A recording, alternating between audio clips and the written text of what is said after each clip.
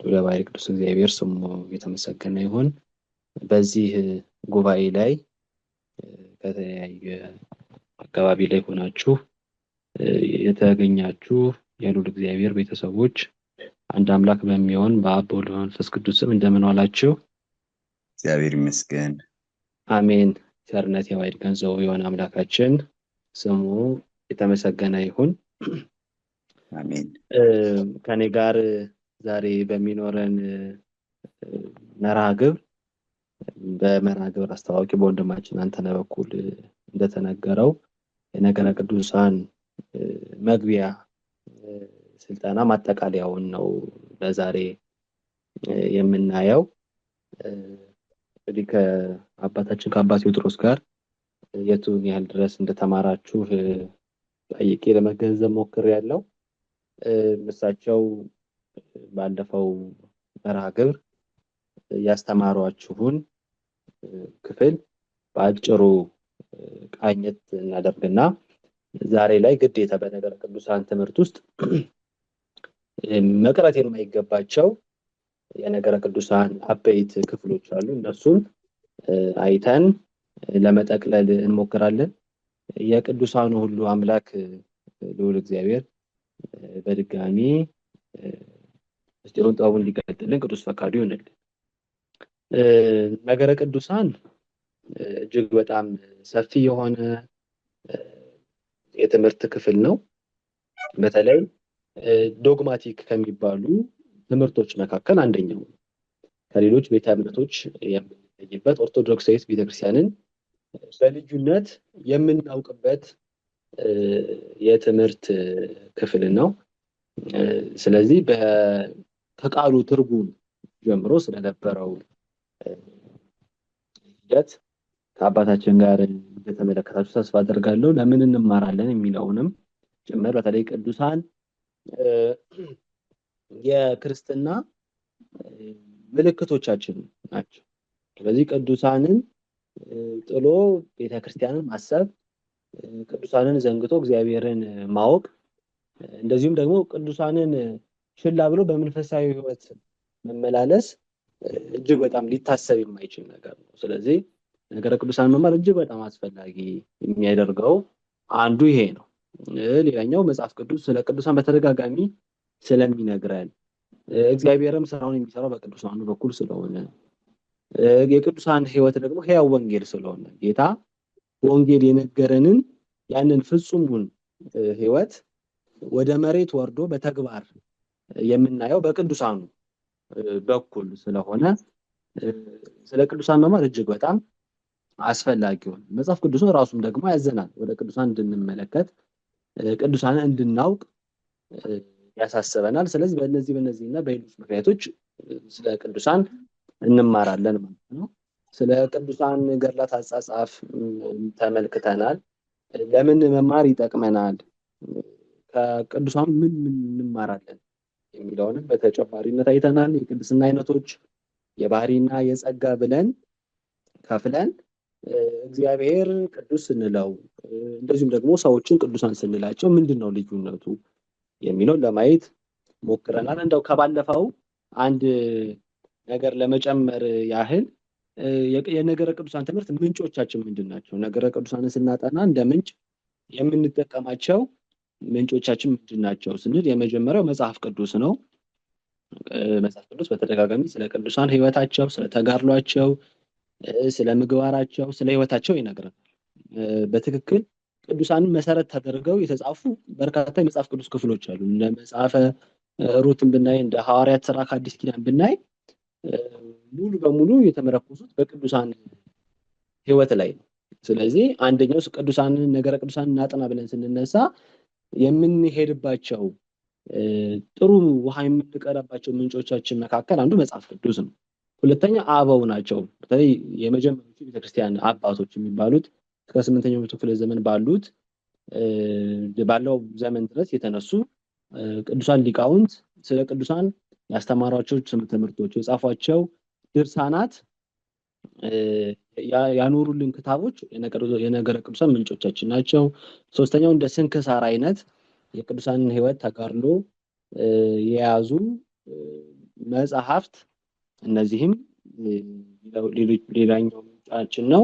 የሰማዕታት ታሪክ፣ የሥርዓተ አምልኮ ጽሑፎች ለምሳሌ በቅዳሴዎቻችንና በሌሎችም ቀጥታ ሥርዓተ አምልኮን የሚነኩ ድርሰቶቻችን ውስጥ ስለ ቅዱሳን በርካታ ትምህርቶችን ማግኘት እንችላለን። ሌላው በትውፊት እና ከበረሃ አባቶቹ ጽሑፎች እናገኛለን ማለት ነው። ስለዚህ እነዚህ ሁሉ የነገረ ቅዱሳን ምንጮቻችን ናቸው። እነዚህ መሰረት በማድረግ ስለ ቅዱሳን በስፋት በጥልቀት ማወቅ መረዳት እንችላለን ማለት ነው። ዛሬ የምናየው በተለይ ባለፈው ከአባታችን ጋር ያልተነሱትን አንዳንድ እና እጅግ በጣም ደግሞ አስፈላጊ የሆኑ ነጥቦችን ነው። እንግዲህ የመጀመሪያው ቤተክርስቲያን ቅዱስ የምትለው ምንን ነው? ቅዱስ የሚለው ቅጽል የሚሰጠው ወይም የሚቀጸለው ለምንድን ነው የሚለው ስላይ በመጀመሪያ ቅዱስ የሚለው ለመላእክት ተቀጥሎ እናገኛለን። እንግዲህ ከባህሪ ወጥተን በጸጋ ማለት በጸጋ ቅዱሳን ከምንላቸው መካከል የመጀመሪያው መላእክት ናቸው።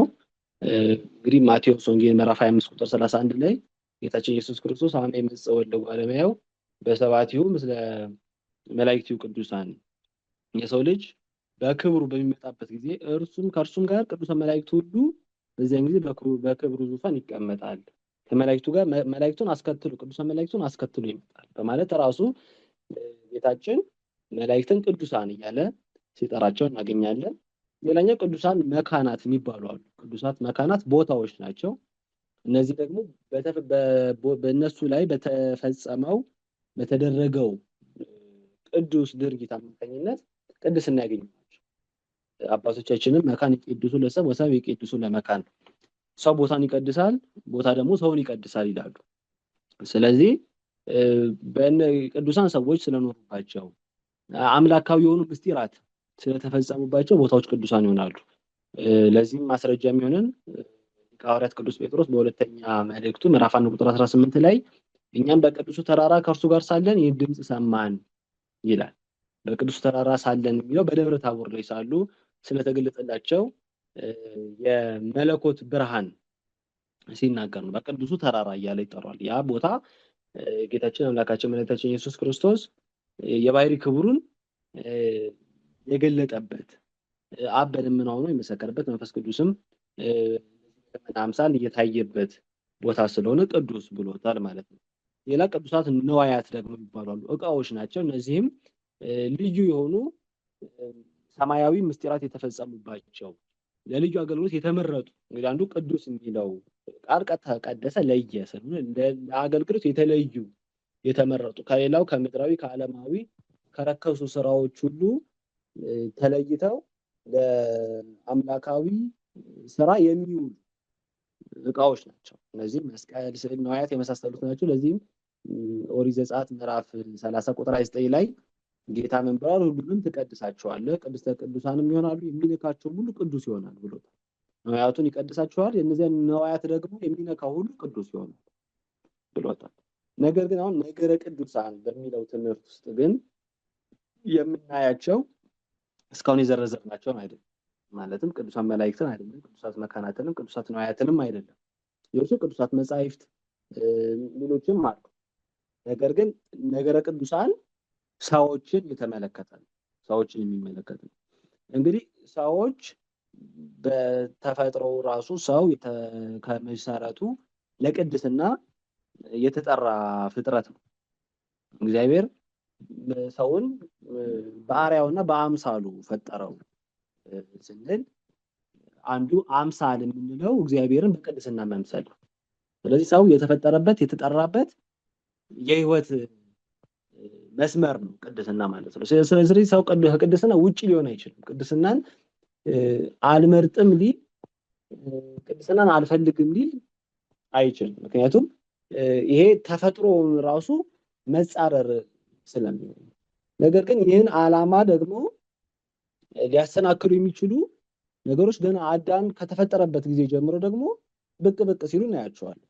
ለምሳሌ የመጀመሪያው በኦሪት ዘፍጥረት ምዕራፍ 3 ላይ እንደምናየው በእባብ በኩል የመጣው ፈተና ሰውን ከዚህ ከቅድስና መንገዱ ፈቀቅ የሚያደርገው።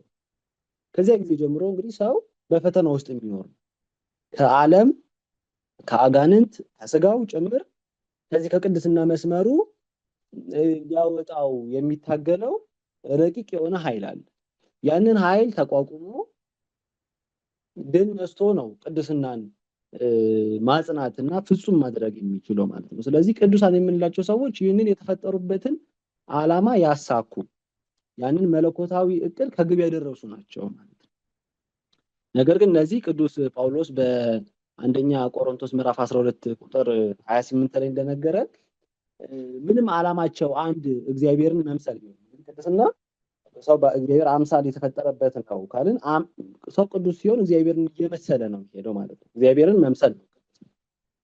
ምንም ዓላማው እግዚአብሔርን መምሰል ቢሆንም ነገር ግን እግዚአብሔርን ደግሞ የሚመስሉበት መንገዱ ግን ልዩ ልዩ ነው። እግዚአብሔር ከቸርነቱ ባለጠግነት የተነሳ ቅድስናን ገንዘብ የምናደርግባቸውን መንገዶች አስፍቶልናል። በዚህና በዚህ መንገድ ብቻ ካልመጣችሁ ቅድስናን ልታገኙ አትችሉም አላለንም። ነገር ግን ሁላችንም ባለንበት አውድ ውስጥ ሆነን እሱን መምሰል ግን እንድንችል መንገዱን ከፍቶልናል። ለዚያ ነው ጌታችንን በዮሐንስ ወንጌል ምዕራፍ 14 ላይ እስመ ውስተ ቤተ አቡየ ብዙ ማይደር ወምዕራፍ ቦቱ በአባቴ ቤት ብዙ ማረፊያ አለ የሚለውን አባቶቻችን ሲተረጉሙ አንዱ እግዚአብሔርን መምሰልን መንግስተ ሰማያትን የምናገኝባቸው መንገዶች አበዛልን። ብዙ የተባሉት ስልቱ መንገዱ ብዙ ስለሆነ ነው ብለዋልና ቅዱስ ጳውሎስ በዚህ አንደኛ ቆሮንቶስ 12:28 ላይ እግዚአብሔርን በቤተክርስቲያን አንዳንዶቹን አስቀድመው ሐዋርያትን፣ ሁለተኛም ነቢያትን፣ ሶስተኛም አስተማሪዎችን፣ ቀጥሎም ታምራት ማድረግን፣ ቀጥሎም የመፈወስ ስጦታን፣ እርዳታንም፣ አገዛዝንም፣ የልዩ ልዩ አይነት ልሳኖችንም አድርጓል። ይሰማል አይደል? አዎ ይሰማል። እሺ ስለዚህ በዚህ ውስጥ እንግዲህ ጠቀሳቸዋለሁ። ሐዋርያት አሉ ብሏል፣ ነቢያት አሉ ይላል፣ አስተማሪዎች አሉ ይላል፣ ታምራት የሚያደርጉ አሉ። ስለዚህ ይሄ የሚያሳየው ምንም አንድ ዓላማ ቢኖረውም ነገር ግን ያንን ግን የምናሳካበት ግን መንገዱና ቅዱሳን ብለን የምንጠራቸው ሰዎች ግን በተለያየ መልኩ የተሰማሩ እንደሚሆኑ ነው ማለት ነው። ለምሳሌ የመጀመሪያዎቹን ስናይ ቅዱሳን ነቢያት ናቸው። ቅዱሳን ነቢያት በተለይ ነቢያትን የምናውቃቸው በብሉይ ኪዳን በነበረው ሰፊ አገልግሎታቸው ነው። በዚህ እንግዲህ ነብይ የሚባለው ኃላፊያትና መጻያትን የሚያውቅ ስለዚህ ሰው ከእግዚአብሔር የራቀበት ዘመን ብሉይ ኪዳን እንደምናውቀው የእግዚአብሔርን መለኮታዊ ምስጢራት ከመረዳት በአፋ የነበረበት ዘመን እግዚአብሔርን ከሰው ልጆች ፊቱን የመለሰበት ዘመን ነበር። ስለዚህ እነዚህ ነቢያት ግን ለእግዚአብሔር በልዩ ሁኔታ ቅርብ የነበሩ የቤተ መንግስትን ምክር እንደሚሰሙ ባለሟሎች ከእግዚአብሔር ዘንድ መልእክትን እየተቀበሉ እግዚአብሔር እነሱን አንደበቱ አድርጎ ለህዝቡ ምክርን፣ ትምህርትን፣ ተግሳጽን፣ ደስታን፣ መርዶን ያስተላልፍባቸው የነበሩ ሰዎች ናቸው። ስለዚህ ከመዚህ እግዚአብሔር እንዲህ ይላል ያሉ ቀጥታ ከእግዚአብሔር ከፈጣሪያቸው የሰሙትን መልእክት የሚያስተላልፉ ነበር። ለዚህ ነው ትንቢተ አሞጽ ምዕራፍ 1 ቁጥር 3 ላይ እግዚአብሔር ለነቢያቱ ሳይናገር ምንም አያደርግም ይል የነበረው ማለት። ስለዚህ በራእይ በህልም በመልአክ በኩል እግዚአብሔር እያናገራቸው ህዝቡን ያስተምሩ ከክፉ መንገዱ ይመለስ ዘንድ ይገስጹ ነበሩ። በዋናነት ደግሞ ስለ አካላዊ ቃል ስለ ኢየሱስ ክርስቶስ ስጋዌ ያስተማሩ ለሰዎች የድነትን ተስፋ ይሰጡ የነበሩ ናቸው። ሁለተኞቹ ቅዱሳን ሐዋርያት ናቸው። እነዚህ ደግሞ ጌታ በመዋዕለ ስጋዌው ተከተሉ ሲላቸው ለጊዜው በእግር በፍጻሜው ደግሞ በግብር የተከተሉት እሱን የመሰሉት ናቸው።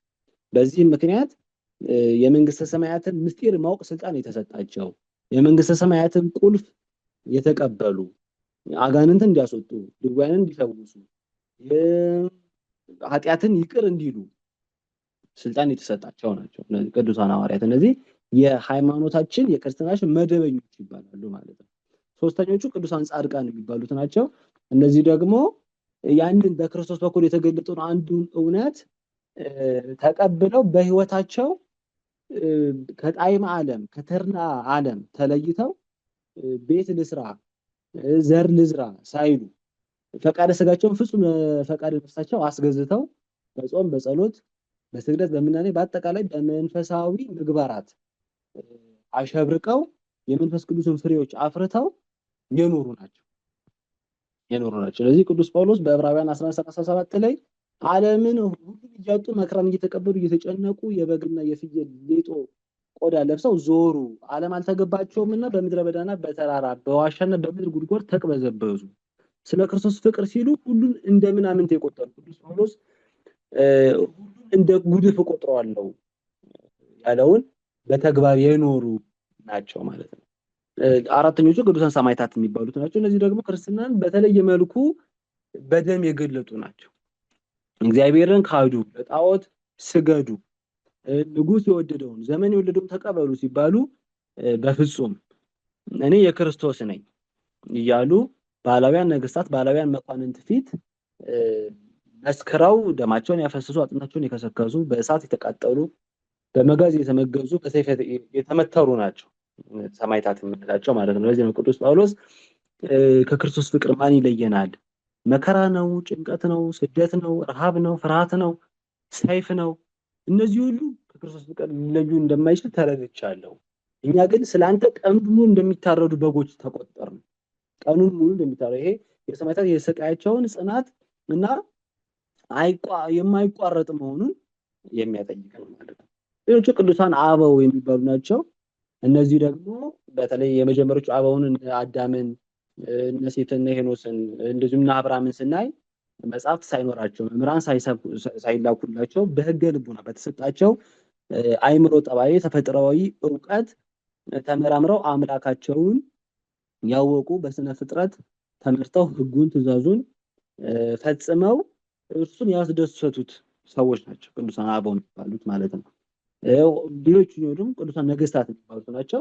እነዚህ በምድራዊ ስልጣን የተሾሙ ቢሆኑም ነገር ግን ስልጣናቸውን ንጉስ ምንድነው ድሃ ተበደለ ፍርድ ተጓደለ እያሉ በቅን የሚፈርዱ ጉቦ ሳይቀበሉ ድሃ ሳይበድሉ በፍትህ ያስተዳደሩ በቀን ቀን የነገስታት ካባ ላንቃ ለብሰው በዙፋናቸው ተቀምጠው ሲፈርዱ ሲተቹ ይዋሉ። ነገር ግን ሌሊት ደግሞ ማቅ ለብሰው ሰንሰለት ታጥቀው ሲሰግዱ ሲጸልዩ የሚያድሩ ነገስታት ናቸው። እነዚህም አብነት የሚሆኑ በተለይ በሀገራችን በርካታ ነገስታት አሉ። አራቱ የላስታ ነገስታት እነ ቅዱስ ላሊበላን ማየት እንችላለን። ከዚያም በፊት ደግሞ አፄ ካሌብን ቅዱስ አብርሃን ቅዱስ አጽብሃን ብናይ በዚህ መልኩ ቅድስናን ገንዘብ ያደረጉ ነው። ሌሎቹ ቅዱሳን ሊቃውንት ናቸው። ቅዱሳን ሊቃውንት ደግሞ መጽሐፍትን በመጻፍ በማስተማር በመተርጎም መናፍቃን ጋር እስከ ደም ድረስ በመከራከርና በመርታት ሃይማኖት እንዳይጠፋ ክህደት እንዳይስፋፋ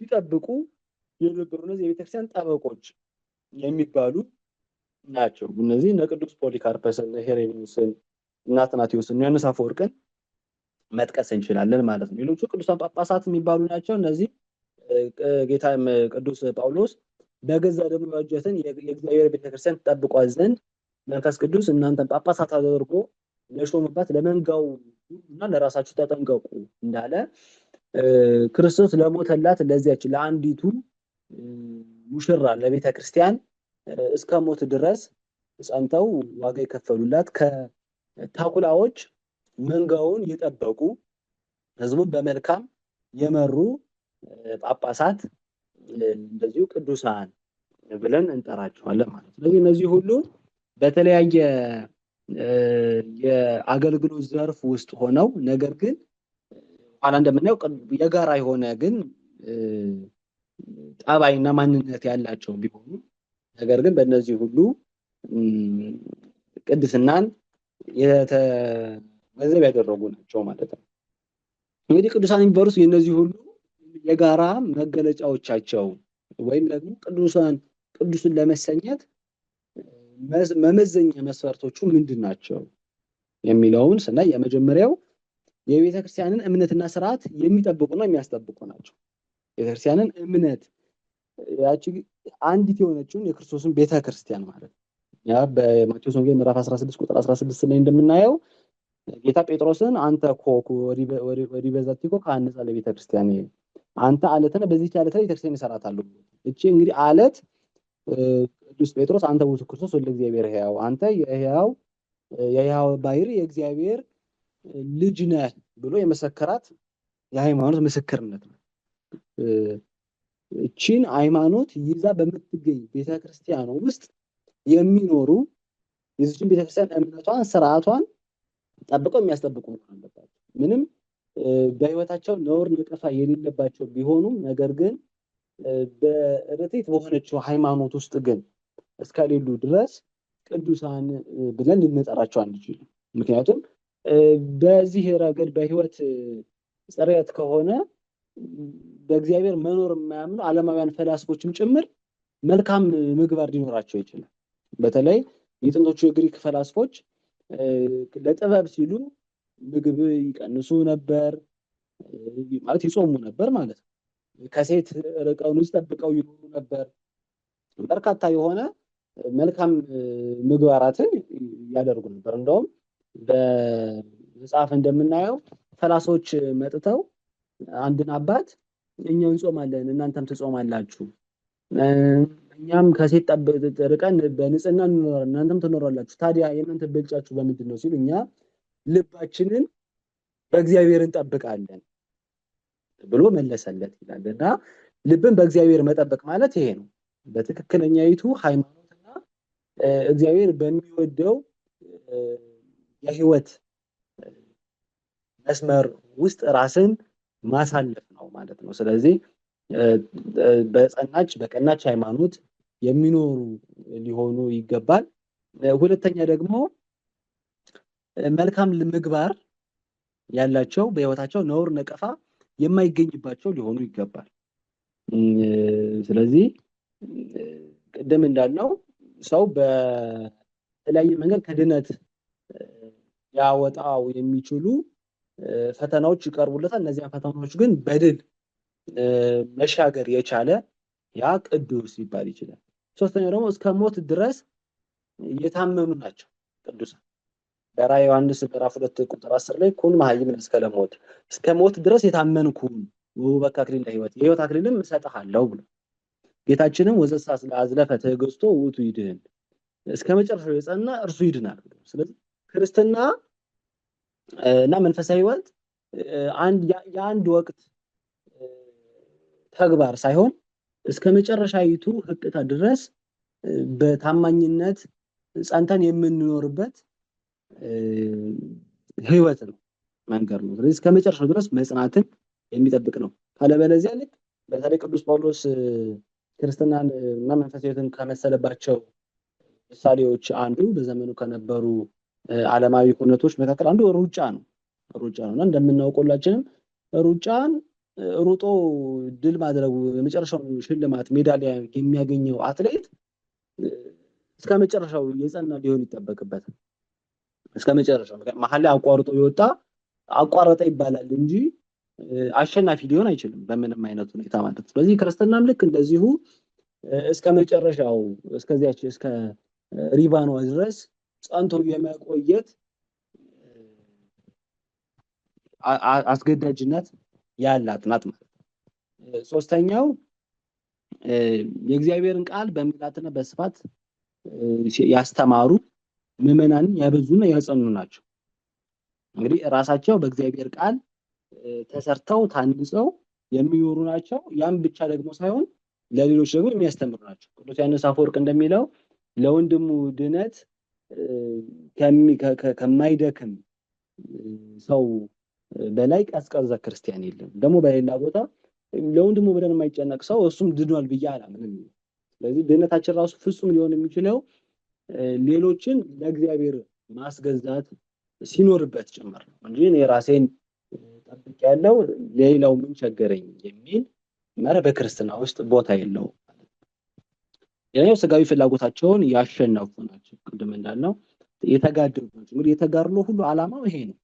ቅድም እንዳልነው አሁን ተጋድሎ ይባላል በእኛ ሃይማኖት ውስጥ ነገር ግን መጋደል የሚባለው አንዳንዶች እንደው እንደምናስበው ይሄ ስጋ ርኩስ ስለሆነ እንደው በቃ መቀጥቀጥ ስላለበት የምናደርገው ነገር ሳይሆን መጾማችን፣ መጸለያችን፣ መስገዳችን፣ መራባችን እነዚህ ሁሉ ነገሮች ዓላማቸው አንድና አንድ ነው። እሱም ስጋን ለማስገዛት የስጋን ፍላጎት ነው። ስጋን ለማስገዛት ማለት የስጋን ፍላጎት ለማስገዛት ሰይጣን እነዚህን መልካም የሆኑ የስጋ ፍላጎቶቻችንን ኮራፕት በማድረግ ነው ለኃጢአት እና ለክደት የሚያመቻችን ማለት ነው። ስለዚህ ሰው መብላቱ ነውር የለውም። ነገር ግን በመብላቱ ምክንያት ግን የሚመጡ ደግሞ ሌሎች ፍትወታት፣ ሌሎች ክፉ የሆኑ ፈቃዳት እነዚያን ለመግራት ነው። ልክ አንድ ፈረስ ልጓም ከሌለው ገደል ሂዶ ሊከተል እንደሚችል ልክ ይህ ስጋችንም እንደ ፈረሱ በመንፈሳዊ ምግባራት በተጋድሎ ካልተገራ በቀር ፍጻሜያችንን ገሃነም ሊያደርገው ይችላል ማለት ነው። እንግዲህ ሌላው ደግሞ እነዚህ ቅዱሳን የምንላቸው ሁሉን ትተው እግዚአብሔርን የተከተሉ ናቸው። በማቴዎስ ወንጌል ምዕራፍ 19 ላይ ቅዱስ ጴጥሮስ ምን ብሏል? ሁሉን ትተን ተከተልንህ እኛ ምን እናገኘውን ብሎታል። ስለዚህ ሁሉን ትቶ መከተል ማለት ከሁሉ ነገር ላይ ክርስቶስን ማስቀደም ነው። ስለዚህ ቅድሚያውን ለክርስቶስ መስጠት፣ ከክርስቶስ ፍቅር የሚበልጥብን ሌላ ማናቸውም አይነት ምድራዊ ነገር አለመፍቀድ ነው ማለት ነው። ስለዚህ ቅዱሳንን ልዩ የሚያደርጋቸው እኛ ከክርስቶስ ይልቅ ሆዳችንን እንመርጣለን፣ ከክርስቶስ ይልቅ እንቅልፋችንን እንወዳለን፣ ከክርስቶስ ይልቅ የገዛ ስሜቶቻችንን እናዳምጣቸዋለን። ነገር ግን ቅዱሳን ከዚህ በተቃራኒ ማናቸውንም ነገር ከክርስቶስ በታች የሚያዩ ናቸው ማለት። ስለዚህ ጌታም ስለኔ ብሎ ወንድሙን እናት አባቱን እየተወ 100 እጥፍ ይቀበላል ብሎ የዘላለም ሕይወትን ይወርሳል ብሎ ቃል ኪዳን የሰጣቸው ናቸው። እንግዲህ ይሄ በዋናነት ቅዱሳንን የጋራ የሚያደርጓቸው መገለጫዎቻቸው ናቸው ማለት ነው። ሌላኛው ርዕሰ ጉዳይ የምናየው ሰዓታችንም እየሄደ ስለሆነ ፈጠን ለማለት እሞክራለሁ። የቅዱሳን ምልጃ ነው። በተለይ ይሄ በጣም አስፈላጊ የሆነ የነገረ ቅዱሳን ማዕዘን ነው። ምክንያቱም በተለይ ከሌሎች ቤተ እምነቶችም ጭምር ጥያቄ የሚነሳበት ከኛም ቤት ጭምር ያሉ ምዕመናን እንዴት ነው ያሉ ግራ ሲጋቡበትም ጭምር የምናየው ጉዳይ ነው። እንግዲህ ምልጃ የሚለው እንግዲህ የቃሉ ትርጉም ለሁላችን ግልጽ ነው። በእርግጥ ግን ይቅርታን የሚያመለክት ቃል ነው። እንግዲህ ማለደ የሚለው ለመነ፣ አስታረቀ ማለት ነው። ስለዚህ ምልጃ ይቅርታን፣ እርቅን የሚመለከት ቃል ነው። ስለዚህ አንዱ አካል ስለሌላኛው አካል የሚያቀርበው ልመና ወይም ጸሎት ነው ምልጃ የሚባለው በጣም በቀላል ቋንቋ ማለት ነው። አንዱ አካል ስለሌላኛው አካል የሚያቀርበው ልመና፣ ጸሎት፣ አስተብቆት ይሄ ምልጃ ይባላል ማለት ነው። አሁን በክርስትና ውስጥ ጸሎት ወይም ልመና አንድ ራሱን የቻለ የምግባር አይነተኛ ነው። ጸሎት እጅግ በጣም አስፈላጊ ነገር ነው። ነገር ግን አሁን ከዛ የጸሎት አይነቶች መካከል አንዱ ምልጃ ነው። ይሄ ደግሞ ስለሌላው አካል የሚቀርብ ነው። አንድ ሰው ስለራሱ የሚያቀርበው መደበኛ የሆነ ጸሎት አለ። እንደዚሁም ደግሞ ስለሌሎች ደግሞ የሚያቀርበው የምልጃ ጸሎት አለ። ስለዚህ አሁን ቅዱሳንን ያማልዱናል ብለን ስንነሳ የቅዱሳን ምልጃ ያስፈለገበት ምክንያት ምንድን ነው? አሁን ከኛ ይልቅ እኛ እርስ በርሳችን እንጸልያለን። ይሄን ኋላ የምናመጣዋለን፣ በጥቅስ እናስደግፈዋለን። እኛ አንዳችን ስለሌላችን እንጸልያለን። በቅድስና ውስጥ ያልደረስነው ወደዚህ ለመድረስ የምንሮጠው ክርስቲያኖች እንጸልያለን። ነገር ግን ደግሞ ቅድም እንዳለው ሩጫቸውን የጨረሱ ናቸው ቅዱሳን ብለናል። እስከ መጨረሻው ድረስ ጸንተው የድል አክሊል የተቀበሉ ናቸው። ልክ ቅዱስ ጳውሎስ በጢሞቴዎስ ሩጫዬን ጨርሻለሁ፣ ሃይማኖቴን ጠብቄያለሁ፣ የድል አክሊልም ተዘጋጅቶልኛል ያላቸው እነዚህ ቅዱሳን የሚያቀርቡት ምልጃ ለምን አስፈለገ ስንል የመጀመሪያው ጸሎታችን በፍጥነት ወደ እግዚአብሔር ስለሚደርስልን ነው። በቅዱሳን በኩል የሚቀርበው ጸሎት ለእግዚአብሔር ቅርብ ስለሆነ ነው። በዚህም ማስረጃ የሚሆነን በመጽሐፈ ምሳሌ ምዕራፍ 10 ቁጥር 24 ላይ መጽሐፈ ምሳሌ ምዕራፍ 10 ቁጥር 24 ላይ የኃጥእ ሰው ፍርሃት በላዩ ይመጣበታል፣ የጻድቃን ምኞታቸው ትሰጣቸዋለች። የጻድቃን ምኞታቸው ትሰጣቸዋለች፣ የኃጥእ ሰው ግን ፍርሃት በላዩ ላይ ይመጣበታል ይላል። እንደዚሁ ምዕራፍ 15 ቁጥር 29 እዚሁ ምሳሌ ላይም ደግሞ እግዚአብሔር ከኃጥአን ይርቃል፣ የጻድቃንን ጸሎት ግን ይሰማል። ቅድም ያልናቸው አይነት ሰዎች ያቀረቡትን ጸሎት እግዚአብሔር ይሰማዋል፣ ይወደዋል። የኃጥኡን ጸሎት ግን አይሰማም እያለ እንደዚሁ ቅዱስ ያዕቆብም በመልእክቱ ምዕራፍ 5 ቁጥር 16 ላይ የጻድቅ ሰው ጸሎት በስራዋ እጅግ ኃይልን ታደርጋለች። የጻድቅ ሰው ጸሎት በስራዋ እጅግ ኃይልን ታደርጋለች። ጸሎቱ ለጻድቅ ከአፍ እስከ እዝንም ይላል። የጻድቅ ሰው ጸሎት ከአፍ እስከ ጆሮ ነው። ከአፍ እስከ ጆሮ ነው ማለት ፈጣን ነው ማለት ነው። እንግዲህ አፋችን ለጆሮአችን ምን ያህል ቅርብ እንደሆነ እናውቃለን አይደል? ስለዚህ ቅዱሳንም የሚያቀርቡትን ጸሎት እግዚአብሔር የሚሰማው በዚህ ፍጥነት ነው። በዚህ ፍጥነት ነው። ሁለተኛው ስለ ቅዱሳን ወዳጆች ሲል ይቅር ስለሚል ነው። እኛ እግዚአብሔርን ቀጥታ መለመን ስለማንችል ወይም ደግሞ እኛ ጸሎት ፍጹም እግዚአብሔር ስለማይወደው መቅረብ የሌለበት ስለሆነ ሳይሆን ነገር ግን እግዚአብሔር ደግሞ በወዳጆቹ በኩል የሚቀርበውን ጸሎት ስለሚወደውና የበለጠ ስለሚወደውና ስለሚቀበለው በዚያም ደግሞ ጸሎት ይቅርታን ስለሚሰጠን ነው ማለት ነው። ይቅርታ ስለሚሰጠን ነው። ስለዚህ ሁለተኛ ነገሥት ምዕራፍ 32 ላይ ስለኔም ስለ ባሪያዬ ስለ ዳዊት ይህችን ከተማ እጋርዳታለሁ።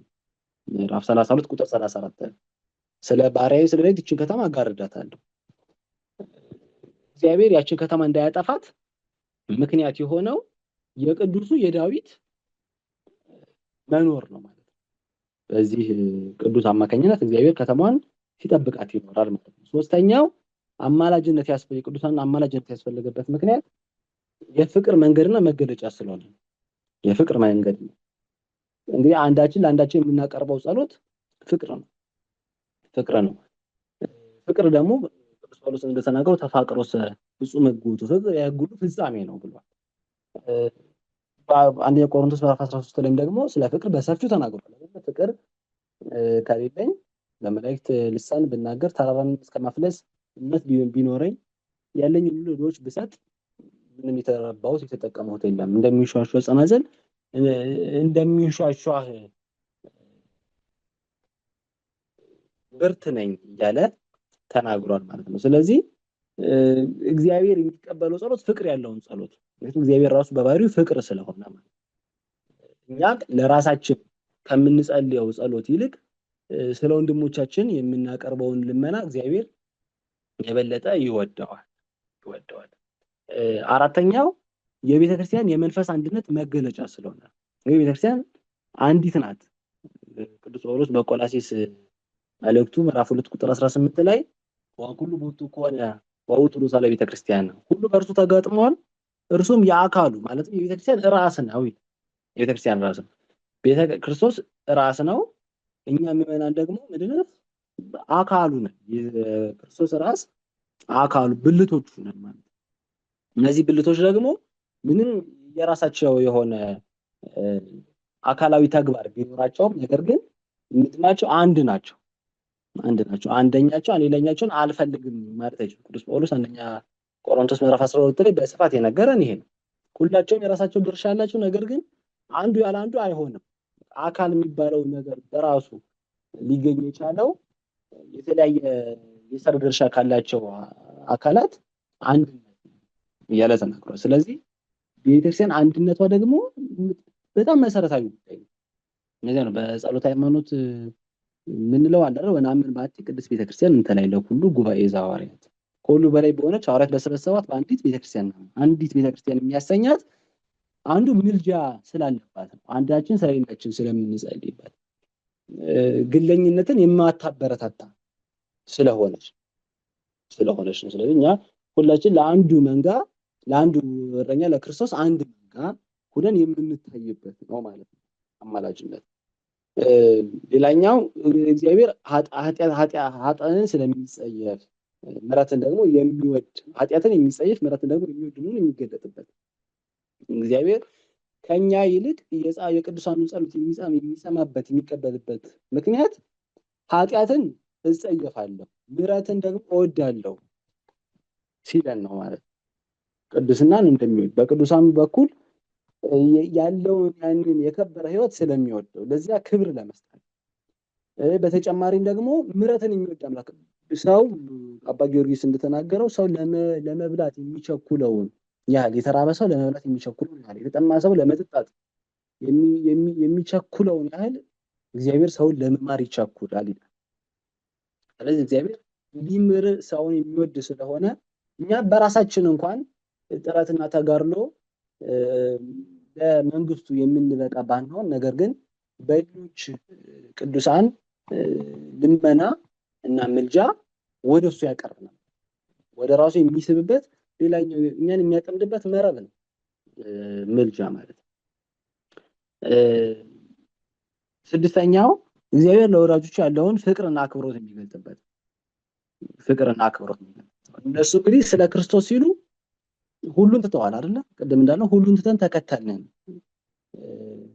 ሐዋርያት ጌታ እኮ ሲጠራቸው አባታቸው ወሀደጉ ዘብዴዎስ አባሆሙ ወተለው አባታቸው ያዕቆብና ዮሐንስ ጌታ ያጠመዱ ሳለ ተከተሉኝ ብሎ ሲጠራቸው አባታቸውን ከነመርከባቸው ትተውት ነው ተሰናብተን እንኳን እንድንጣ ሳይሉ ጌታን የተከተሉት። ቅዱስ ማቴዎስ በስራ ቦታው ላይ ሳለ ጌታ ተከተለኝ ሲለው ቅዱስ ባስልዮስ እንደሚለው ቆይ ቢያንስ እቺን የጀመርኳትን ስራ ልጨርስ ለአለቆችም ላስረክብ ገንዘቡን ሳይል ያን ስራ እንዲሁ መንገድ ላይ ትቶት በመሄዱ ምክንያት የሚመጣበትን ሁሉ ጣጣ ሳያስብ ነው ክርስቶስን የተከተለው እያለ ያደንቃል። ስለዚህ ቅዱሳን በዚህ ደረጃ ህይወታቸውን እየሰጡ እንደነ ቅዱስ ጊዮርጊስ አይነት እንደነ ቅዱስ ቂርቆስ ቅድም እህታችን በመዝሙር ታነሳልን የነበሩት ቅዱሳን በሙሉ ስለ ክርስቶስ ሲሉ ደማቸውን ያፈሰሱ ያን ሁሉ ጸዋትውን መከራ የተቀበሉ ናቸው።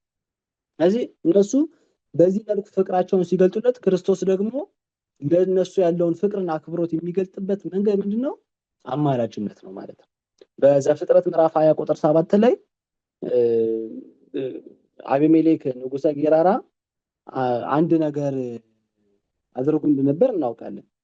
የአብርሃምን ሚስት ሳራ የአብርሃም ሚስት መሆኗን ሳያውቅ ከሷ ጋር ለማደር በፈቀደበት ሰዓት በሱ ላይና በቤተ መንግስት ውስጥ እግዚአብሔር መቅሰፍት አመጣ። ኋላ አቢሜሌክ ይህንን ባለማወቅ ምክንያት እንደሆነ ለእግዚአብሔር እየነገረ ይለምነው እግዚአብሔር የመለሰለት መልስ ምንድነው? ነብይ ነውና ስላንተ ይጸልያል ትድናለህ። ምን ያህል ነብይ ነው አብርሃም ስለዚህ ስላንተ ይጸልያል። እግዚአብሔር ራሱ የአቢሜሌክን መቅሰፍት ማራቅ የማይችል ወይም የማይፈልግ ሆኖ አይደለም። ነገር ግን የአብርሃምን ክብር ለመግለጥ የእግዚአብሔርን ቃል ሰምቶ ከእናት ከአባቱ ከሀገሩ ተለይቶ የወጣ በተመሳቀለ ጎዳና ቤት ሰርቶ እንግዶችን ይቀበል የነበረ ያ በመልካምም ሆነ በክፉ ጊዜ ለእግዚአብሔር ታማኝ ሆኖ የኖረውን ወዳጁን በአርክ በዲበ ምድር አብርሃም ፍቁሬ በምድር ላይ ወዳጅ አብርሃም ወዳጅ አለኝ ብሎ የሚያስመካ ሰው ስለነበር የአብርሃምን ክብሩን ለመግለጥ ይጸልይበት እሱ ሲለው እናያለን። እንደዚህ በመጽሐፈ ኢዮብም የኢዮብ ጓደኞች የማይገባ ነገር ተናግረው የእግዚአብሔር ቁጣ በእነሱ ላይ በነደደ ጊዜ እሱ ይጸልይላችሁ ኢዮብ ይጸልይላችሁ ብሎ ነው እግዚአብሔር ያዘዛቸው ማለት ነው። በዚህ ጊዜ የኢዮብ ጸለየላቸው፣ እግዚአብሔርም የኢዮብን ፊት ተቀበለ ማለት እግዚአብሔር ኢዮብ ስለ ሶስቱ ጓደኞቹ ያቀረበውን ምልጃ እግዚአብሔር ተቀበለው። ያንን ጸሎት ተቀበለ፣ ምህረትን ሰጠ ማለት ነው። ሌላኛው ቅዱስ ጳውሎስም በሁለተኛ ቆሮንቶስ ምዕራፍ 5 ቁጥር 19 ላይ በእኛም የማስታረቅን ቃል አኖረ። እንግዲህ እግዚአብሔር በእኛ እንደሚመለስ ስለ ክርስቶስ መልእክተኞች ነን እያለ ይጸልያል። ይሄ ደግሞ እግዚአብሔር ምልጃን የሚወድ አምላክ መሆኑን የሚያሳይ ለቅዱሳን ካለው ክብር ባሻገር ደግሞ ምልጃን እግዚአብሔር የሚወደው የሚፈቅደው እንደዚሁም ያዘዘው ጭምር ስለሆነ በዘፍጥረት 20 ላይ ቅድም ያየነው እሱ ይጸልይልህ ትእዛዝ ነው። አንተ ሳትሆን እሱ ይጸልይ ይላል። እዚህ ጋርም ራሱ እግዚአብሔር በልጁ ዓለምን ከራሱ ጋር ሲያስታርቅ ይኖር ነበር ካለ በኋላ እሱ ደግሞ አስታርቆ አላበቃም። ነገር ግን ደግሞ አሁን እናንተ ደግሞ አስታርቁ ብሎ የማስታረቅን ቃል በእኛ ላይ አኖረ ይላል። በፊልጵስዩስ መልእክቱ ምዕራፍ 4 ቁጥር 6 ላይ እንደዚህ ቅዱስ ጳውሎስ በነገር ሁሉ በጸሎትና በምልጃ ከምስጋና ጋር በእግዚአብሔር ዘንድ ልመናችሁን አስታውቁ እንጂ በአንዳች አትጨነቁ። ነገር ግን ማናቸውንም አይነት ጉዳያችሁን ልመናችሁን በጸሎትና በምልጃ አስታውቁ ብሏል። እንደዚሁ በሮሜ መልእክቱ በጢሞቴዎስ መልእክቱ ላይ በተመሳሳይ ከሁሉ አስቀድሞ ልመናና ጸሎት ምልጃም ምስጋናም ስለ ሰዎች ሁሉ ስለ ነገሥታትና ስለ መኳንንት ሁሉ እንዲደረግ ከሁሉ በፊት እመክራለሁ ይላል። አንደኛ ጢሞቴዎስ ምዕራፍ 1 ቁጥር 1 ላይ ልመናና ምልጃ ጸሎት ምስጋና ስለ ሰዎች ሁሉ እንዲደረግ ከሁሉ በፊት እመክራለሁ። ይሄም የእግዚአብሔር ፈቃድ መሆኑ የተገለጠበት ነው ማለት ነው። እንግዲህ ቅዱሳን ያማልዳሉ ስንል አሁን ቅዱሳን የምንላቸው በምድር ላይ ሳሉም እንደዚሁም ደግሞ ከሞት በኋላም ባላቸው ሰማያዊ ኑሮም አማላጅነታቸው የሚሰራው ማለት ነው። መጀመሪያው በሕይወተ ሥጋ ቅዱሳን ያማልዳሉ ስንል በምድር ላይ በሰሩት መልካም ስራ እግዚአብሔርን ስላስደሰቱት በእግዚአብሔር ፊት ባለሟልነት ሞገስ ስላገኙ እግዚአብሔር የሰጣቸው የማማለድ ስልጣን አለ። ይህንን የሚያሳየን በትንቢተ ኢሳይያስ ምዕራፍ 65 ቁጥር 8 ላይ እግዚአብሔር እንዲህ ይላል፣ ወይን በዘለው በተገኘ ጊዜ በረከት በእርሷ ላይ አለና አታጥፏት እንደሚባለው ሁሉን እንዳላጠፋ ስለ ባሪያዎቼ እንዲሁ አደርጋለሁ ይላል። በዘፍጥረት ምዕራፍ 18 ቁጥር 23 ደግሞ ጀምረን ብንመለከት አብርሃም እግዚአብሔርን አንድ ነገር ሲለምነው እናያለን። ይሄ ምንድነው? ይቺን ከተማ 50 ጻድቃን ብታገኝ ትምራታለህ ወይ ይለዋል። 50 ጻድቃን ብታገኝ ትምራታለህ ሲል በእውነት 50 ሰው ካገኘው እምራታለሁ። እሺ 45ስ እምራለሁ፣ 30ስ 20ስ እያለ እስከ 10 ድረስ ወርዷል። ስለ ሰዶም ከተማ ማለት ነው። ከዚህ በኋላ 10 ሰው ካገኘው በእውነት እቺን ከተማ እምራታለሁ አለ። 10 ሰው ስላልተገኘ ነው እንግዲህ የሰዶም ከተማ በእሳት ዲን ልትጠፋ የቻለችው ማለት ነው። ስለዚህ ቅዱሳን በሕይወት ሳሉ ሲያማልዱ መጽሐፍ ቅዱስ በደንብ በጎላ በተረዳ ነገር ያሳየናል ማለት ነው። ቅድም የጠቀስናቸው የኢዮብ ጸሎት በተመሳሳይ ይህንን የሚያሳየን ነው። ነቢዩ ኤርምያስም በትንቢቱ ምዕራፍ 42 ቁጥር 2 ላይ እኔ እንደቃላችሁ ወደ እግዚአብሔር እጸልያለሁ አላቸው። ከዚያም በኋላ ነቢዩ ኤርምያስ ስለ ሕዝቡ የጸለየውን ጸሎት ሰምቶ በእርሱ አማካኝነት የሚያጽናና መልእክት እግዚአብሔር ይልካል። ምን አለ? ስላደረግኩባችሁ ክፉ ነገር ተጸጽቻለሁና በዚህች ምድር ብትቀመጡ እሰራችኋለሁ እንጂ አላፈርሳችሁም፣ እተክላችኋለሁ እንጂ አልነቅላችሁም። ከምትፈሩት ከባቢሎን ንጉሥ አትፍሩ፣ አድናችሁም ዘንድ እኔ ከእናንተ ጋር ነኝና አትፍሩ ይላል እግዚአብሔር። እንግዲህ መጀመሪያ ላይ እስራኤላውያን እባክህን ወደ እግዚአብሔር ጸልይልን ብለውታል ነቢዩ ኤርምያስ። ከዛ ነቢዩ ኤርምያስ እኔ እንደቃላችሁ ለእግዚአብሔር ጸልያለሁ ስለ እስራኤል በእግዚአብሔር ፊት ቆሞ ለመነ። እግዚአብሔር የነቢዩ ኤርምያስን ልመና ሰምቶ ስላደረግኩባችሁ ክፉ ነገር ተጸጽቻለሁ። ተመልከቱ ምን ያህል የቅዱሳኑን ልመና እንደሚቀበለው ማለት ነው። ከማደርገው ነገር ተጸጽቻለሁ፣ ከዚህ ወዲያ እሰራችኋለሁ እንጂ አላፈርሳችሁም፣ እተክላችኋለሁ እንጂ አልነቅላችሁም ብሎ ቃል ኪዳን ነግሯቸዋል ማለት ነው። ሌላኛው በዘጸአት 32 ምዕራፍ ቁጥር 10 ላይ የምናየው እግዚአብሔር ሙሴን በተለይ ሙሴ 10ሩን ቃላት የተጻፉበትን ጽላት ሊቀበል ወደ ደብረ ሲና ሲወጣ እንግዲህ ታሪኩ እንደምናውቀው እስራኤላውያን አሮንን አስቸግረው ጣዖት አቁመው ሲሰግዱ ተገኝተዋል አይደለ? በዚህ ጊዜ እግዚአብሔር ምን አለ? እኔ ይህን ሕዝብ አየሁት፣ እነሆም አንገተ ደንዳና ሕዝብ ነው፣ አሁን ቁጣዬ እንዲቃጠልባቸው እንዳጠፋቸውም ተወኝ፣ አንተም ለታላቅ ሕዝብ እሾምሃለሁ አለው። እንግዲህ አስቡት፣ እግዚአብሔር እንዳጠፋቸው ተወኝ። አሁን እግዚአብሔር ሊያጠፋ ወዶ ሙሴ የሚከለክለው ሙሴ የሚያስቀረው እጁን የሚይዘው ሆኖ አይደለም። ነገር ግን እግዚአብሔር ይንማት እንደውም በውዳሴ ማርያም በእሁድ ውዳሴ ማርያም ተርጓሜ ላይ አሁን ጾመ ፍልሰታም እየመጣች ነው እንደምንሰማው።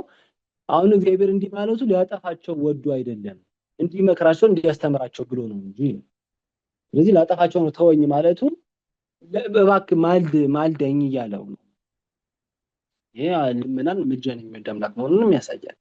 ከዚያ አንተንም በዚህ በበለጠ ሕዝብ ላይ እሾምሃለሁ ሲለው፣ ነገር ግን ሙሴ እባክህ እነሱንስ ከምታጠፋቸው እንድትስየው ይደሉ ጠስየኒ ሊተመጻፍ ይጻፍከኒ እነሱንስ ከምታጠፋቸው እኔን ከልቡና አውጣኝ ከመዝገብ ፋቀኝ ብሎ ለመነ። ኋላ እንከሰኪ ወሪደ ከኮን እንግዲያስ ወርደ ስራ ቀጣ አለው። ኋላ ሙሴ ወርዶ እስራኤላውያንን ጣዖት ሲያመልኩ የነበሩትን ፍቅረ ጣዖት ያደረባቸውን ሰዎች በሰይፍ አስፈጅቷቸዋል።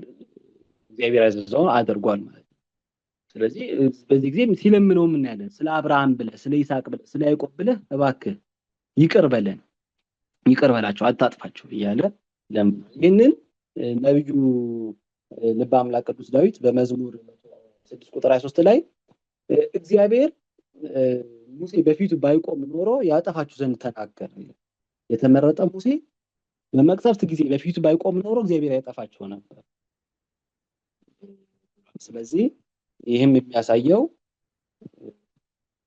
ምን ያህል ቅዱሳን በሕይወተ ሥጋ ሳሉ የማማለድ ስልጣን ባለሟልነት እንዳላቸው የሚያሳይ ነው። ሁለተኛው በአጸደ ነፍስ ነው። የቅዱሳን አማላጅነት በአጸደ ነፍስ ማለት ከሞቱ በኋላ በተለይ ብዙ ጊዜ መናፍቃኑ የፕሮቴስታንቱ ዓለም የሚያነሳው ጥያቄ በምልጃ ላይ እንደው በሕይወተ ሥጋ ሳሉት ይሁን ያማልዱ። ምክንያቱም ሁላችንም እናማልዳለን። እኔም አሁን ስለእናንተ አሁን ፓስተር ሞሲስ አማላጅ ነው እንደምታውቁ አይደለ? ለነሱ ማለት ቆሞ እባክህ ማራቸው ይቀርባላቸው እያለ የሚጸልይ ነው።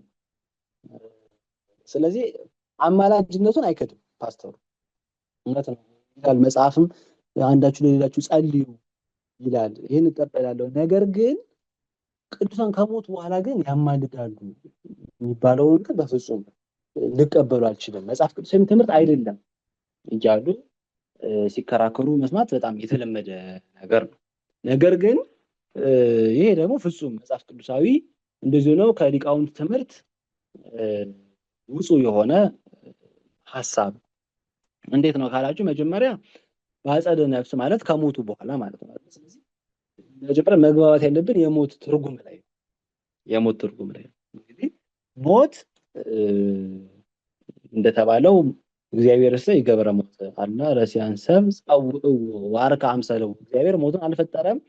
ነገር ግን ኃጢአተኛ የሆኑ ዝንጎች ሞትን ጠሩት ወዳጃቸውም አደረጉት ተብሎ። ስለዚህ እግዚአብሔር መጀመሪያ ሞትን አልፈጠረም። ሞት የኃጢአት ውጤት ቢሆንም ነገር ግን በሐዲስ ኪዳን የሞት ትርጉም ተቀይሮ ሞት ከሁሉ የሚሻል መንገዱ ነው። ስለዚህ ነው ቅዱስ ጳውሎስ በፊልጵስዩስ መልእክቱ ምዕራፍ 1 ቁጥር 23 ላይ ፈቱሰ ፍልስ ማለም ከመሐላ በክርስቶስ እኔ ሄድ ከክርስቶስ ልኖር እናፍቃለሁ፣ ይህ ከሁሉ ይልቅ የሚሻል ነውና ይላል። ከሁሉ ይልቅ የሚሻል ነው። ስለዚህ ሞታን በአዲስ ኪዳን ከሁሉ ነገር ይልቅ የሚሻል ነው። ለምን ቢባል ወደ እግዚአብሔር የምንሄድበት ጎዳና ስለሆነ ወደ እግዚአብሔር የምንሄድበት ጎዳና። እንግዲህ አሁን የሞትን ትርጉም ልክ አንድ ሰው በተመሳሳይ ዕቃ ሁለት የተለያዩ መጠጦችን እንደመጠጣት ነው። ሁለት ብርጭቆ ቢኖርና በአንዱ ውሃ ብንቀዳ በአንዱ ሻይ ብንቀዳ ብርጭቆ ተመሳሳይ ነው። ነገር ግን ውስጣቸው የያዙት ንጥረ ነገር ግን የተለያየ ነው። ልክ እንደዚሁ በብሉይ ኪዳን በአዲስ ኪዳንም ሞት የነፍስ ከስጋ መለየት አለ። ነገር ግን በሞቱ ያ ሞት ግን የሚያስከትለው ነገር ግን ልዩ ነው። በብሉይ ኪዳን ሞት የሚያስከትለው የስጋትን በመቃብር መበስበስ፣ የነፍሳትን ደግሞ በሲኦል ተጥሎ በእግረ አጋንንት የመጠቅጠቅ ነው። በአዲስ ኪዳን ግን የሞት ውጤቱ ምንድነው? ከክርስቶስ ጋር መኖር፣ አላም ደግሞ ያ ስጋ ክቡር ሆኖ ታድሶ ያን የክርስቶስን የትንሣኤውን ስጋ መስሎ መነሳት፣ አሁንም በዘላለማዊነት መኖር። ከኃጢአት መላቀቅ ነው። አሁን ሞት በአዲስ ኪዳን በተለይ ሊቃውንቱ በዚህ ላይ በጣም አስፍተው አምልተው ተናግረዋል። እነ ቅዱስ ባስልዮስ እነ ቅዱስ ዮሐንስ አፈወርቅ ሞት ዛሬ ላይ ክብርን በሰማዕትነት የእግዚአብሔርን የክብር አክሊል የምንቀዳጅበት ነው። ናሪ ሞት ባይኖር ምን ነው ነበር? እውነት ለመናገር ከዚህ ግፍ ከሞላበት ኃጢአት ከነገሰበት ዓለም ራሱ የምንወጣው በሞት አማካኝነት። ቅዱስ ጳውሎስ እንደተናገረ ዛሬ ከእውቀት ከፍለን እናውቃለን፣ በድንግዝግዝ በመስታወት እንደምናይነን፣ ያን ጊዜ ግን ማለት ሙታን ከተነሳን ደግሞ በኋላ ፊት ለፊት እናያለን ይላል። ስለዚህ ለመለኮታዊ ምስጢራት ሁሉ ቅርብ የምንሆንበት መንገድ ሞት ነው። ስለዚህ ሰዎች በህይወተ ሥጋ ሳሉ በህይወተ ሥጋ ሰው መውደቅና መነሳት ያለበት ጉዞ ነው ያለው አይደለ? ጻድቅ ሰባ ይወድቅ ወሰባ ይተነሳ፣ ጻድቅ 7 ጊዜ ይወድቅ 7 ጊዜ ይነሳል፣ ፍጹም ይወድቅ ፍጹም ይነሳል። ስለዚህ ቅዱሳን በህይወተ ሥጋ ቅዱሳን ቢባሉ ነገር ግን ይደክማቸው ነበር።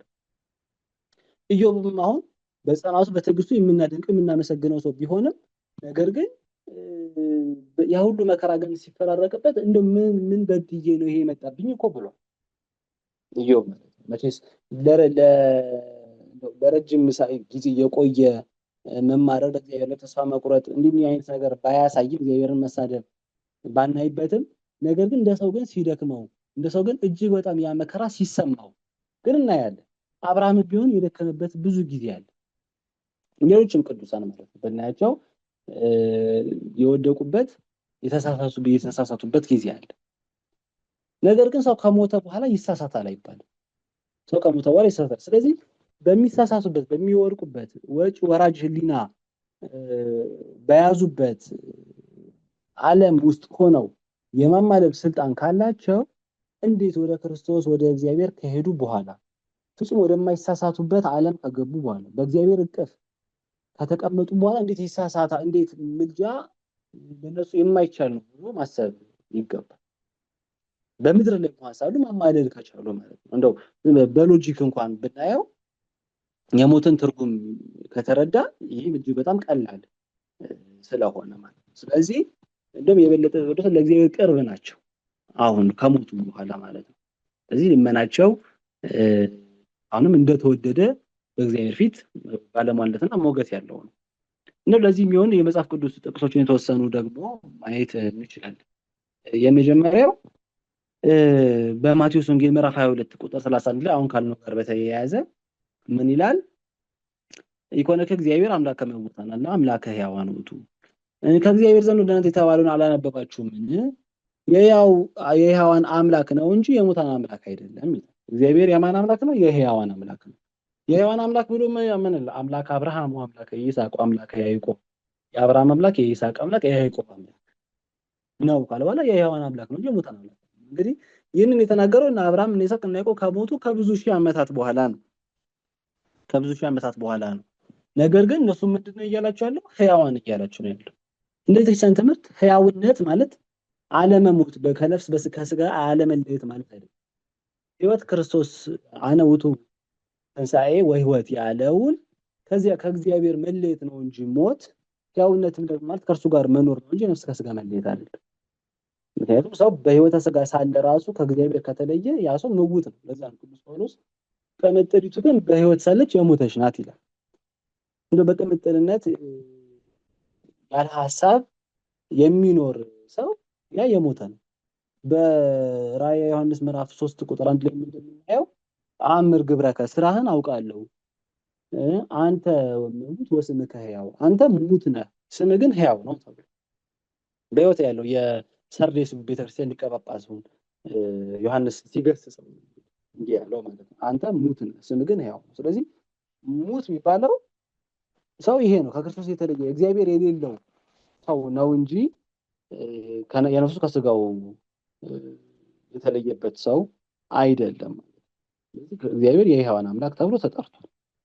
እነዚህ ሙታን አይደሉም ማለት ነው። ሁለተኛ ጴጥሮስ ምዕራፍ 1 ላይም ጌታችን ኢየሱስ ክርስቶስ እንዳመለከተኝ ከዚህ ማደሪያ መለየቴ ፈጥኖ እንዲሆን አውቃለሁ፣ ከመውጣቴም በኋላ እነዚህ ነገሮች እንድታስቡ በየጊዜው ትችሉ ዘንድ እተጋለሁ ይላል።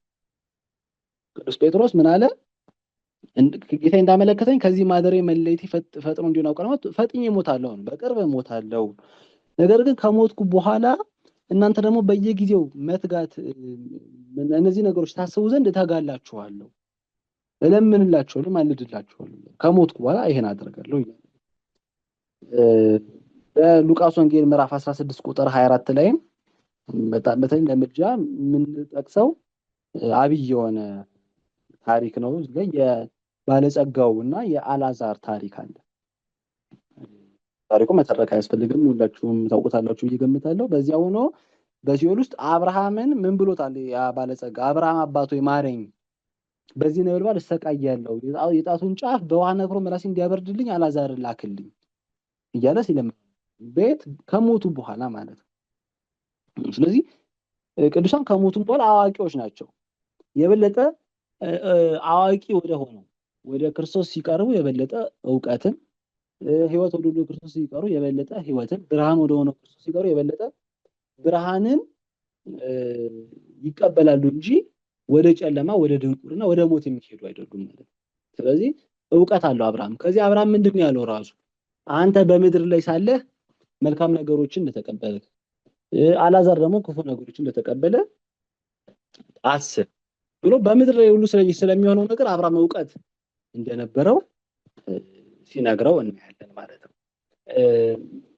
ሌላኛው በዚህ ላይ የሚያነሳው ማስረጃ የሚሆነን በሄኖክ መጽሐፈ ሄኖክ ምዕራፍ 12 ቁጥር 34 ላይ በሰማይ የሚኖሩ ጻድቃን በአንድ ቃል ሆነው ተባብረው ያመሰግናሉ፣ ለሰውም ፈጽመው ይለምናሉ።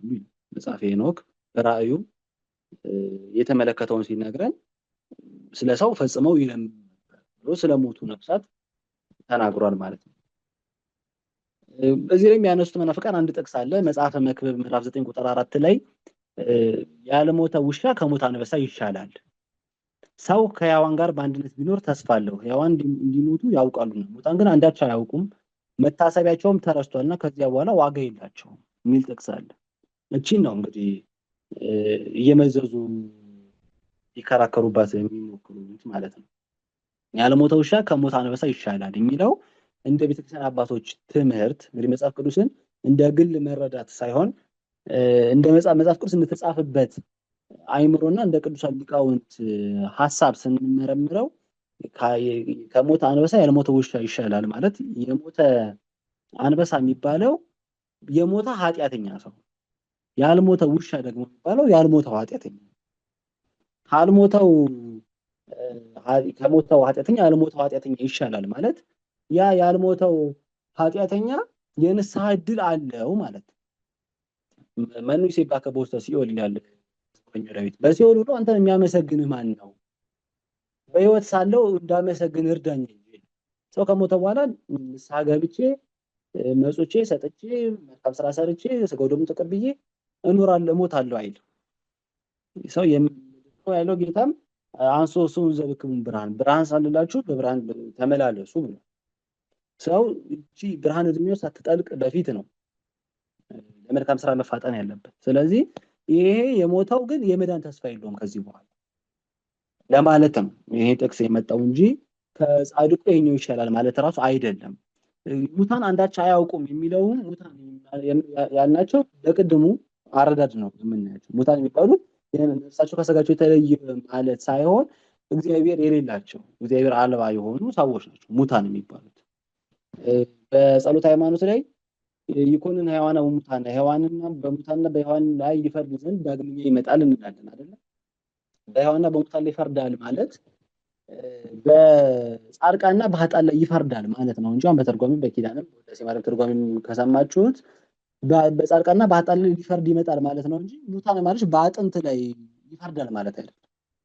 ሕያዋንና ሙታን ተብሎ ራሱ የተለዩት ሙታን የሚባሉት ኃጥአን ናቸው። ለምን ሲባል የሙት ዲያብሎስ ማደሪያ ናቸው። በነፍስ ሙታን ናቸው። ሙታን የሚሆኑበትን ስራ ይሰራሉ ሙታን ተብሎ ብለው አባቶቻችን ተርጉመውልናል ማለት ነው። እዚህ ላይ የቅዱሳን ምልጃ ላይ አንድ ማየት የሚገባን መሰረታዊ ጉዳይ ምንድነው? ከክርስቶስ የመካከለኛነት አገልግሎት ጋር ማነጻጸር አለ። ብዙ ጊዜ የሚያነሱት አማላጃችን ክርስቶስ ነው። ምክንያቱም ብዙ ጥቅሶች አሉ በመጽሐፍ ቅዱስ ውስጥ ስለ ክርስቶስ መካከለኛነት፣ አስታራቂነት የተነገሩ ማለት ነው። ያው ትምህርታችን ነገረ ክርስቶስ ባይሆንም ነገር ግን ይህንንም መዳሰስ አስፈላጊ ነው። ለምሳሌ በሮሜ ምዕራፍ 8 ቁጥር 34 ላይ ስለኛ የሚማልደው ክርስቶስ ይላል አይደለ? በአንደኛ ጢሞቴዎስ ምዕራፍ 2 ቁጥር 5 ላይ በእግዚአብሔርና በሰው መካከል አንድ መካከል ያለው መካከለኛ ደግሞ አንድ አለ፣ እርሱም ክርስቶስ ኢየሱስ ነው ይላል። በተጨማሪም ከአብ ዘንድ ጠበቃ አለን ይላል።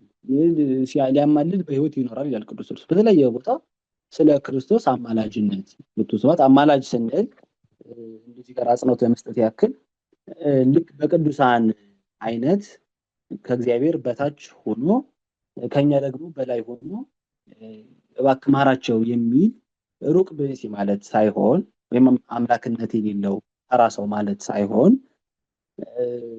ሰውም አምላክም ሆኖ የሰው ልጆች ለእግዚአብሔር ማቅረብ የተሳናቸውን መስዋዕት ማቅረብ የቻለ ማለት ነው። እንደምናውቀው ወደ ነገረ ድነት እንዳያስገባን እንጂ አዳምን ማዳን የሚችለው አዳም ከተፈረደበት ፍርድ ሊቤዠው የሚችለው ሰው የሆነ አምላክ ነው። ሰው የሆነ አምላክ ነው። አምላክ ሰው ካልሆነ በቀር ያንን ፍርድ ሊያነሳ የሚችል የለም። ለዚያ ነው በነቢዩ ኢሳይያስ ማድሮ ከኔ በቀር ሌላ የሚያድን የለም ያለው። በሐዋርያት ሥራ ላይም መዳን በእርሱ ብቻ ነው፣ ከእርሱ ውጪ መዳን የለም።